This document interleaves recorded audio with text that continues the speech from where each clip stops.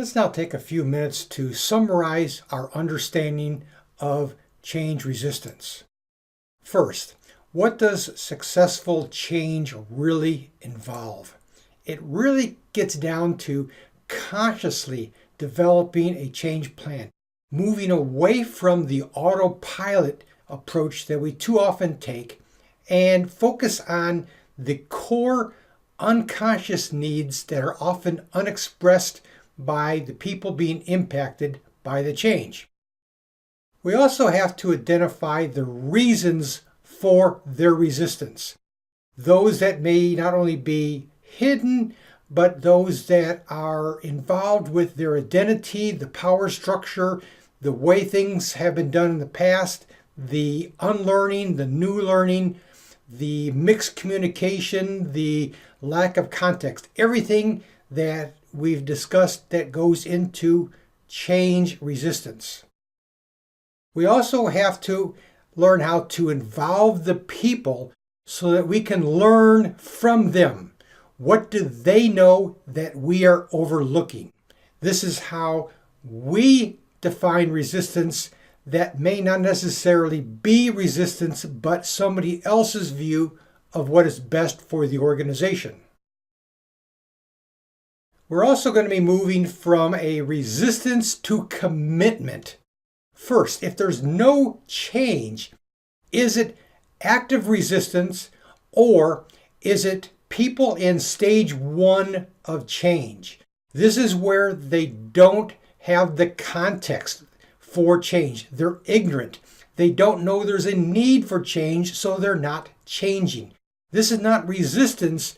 This is stage 1, stage of change. Also, is there agreement with change, but no action? This could be passive-aggressive behavior where they are giving some verbal agreement, but not taking behavioral movement. But this also could be a stage 2 change.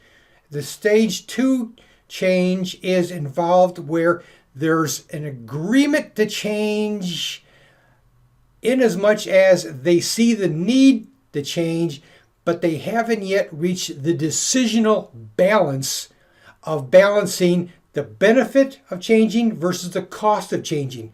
Without that decisional balance, while they may agree with the problem, they're not yet in agreement fully with the change objective and moving forward.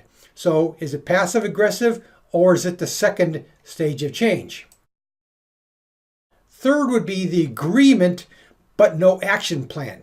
This could be a lack of preparation.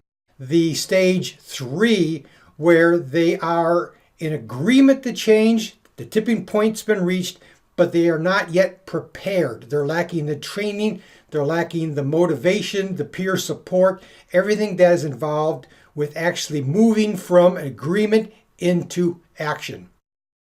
Finally, we get into compliance. The desired behavior is being exhibited, but because it's not yet commitment, there is a potential of backsliding. They are short-term action-oriented, but nonetheless, we are getting the desired behavior. Finally, the commitment. They're fully on board with the change and they are internalizing it so that the maintenance of the change becomes more likely. Let's now talk about how you prioritize your actions for effectiveness. This is the range then from late in the process down at the bottom toward early in the process and the different stages of effectiveness dependent upon where and what you do to address change resistance. Typically, we're in the middle here. We're either managing a problem, negotiating around the edges, or we're dealing with the problems ad hoc or possibly ignoring them. This is where most change resistance management occurs. We also have the bottom two, the manipulation, the coercion, or declaring success in lieu of failure. These are typically associated with the failure itself, in that if you are heavy-handed with the manipulation and the coercion, chances are you may get limited compliance, no commitment, and everything can come unwound very easily. Ideally, where you need to be is in the top two, success. You either are involving the people in the change process or you're planning for resistance. Ideally, you do the involvement, but oftentimes the circumstances involved with the change objective limits that capability due to confidentiality or sensitivity of the problem being addressed and the solution that may need to be required. So I would combine these two as good options. Ideally, involvement, but that often falls back into the need to plan and involve as much as possible when possible. Where in the change process are you, and when will you be addressing change resistance?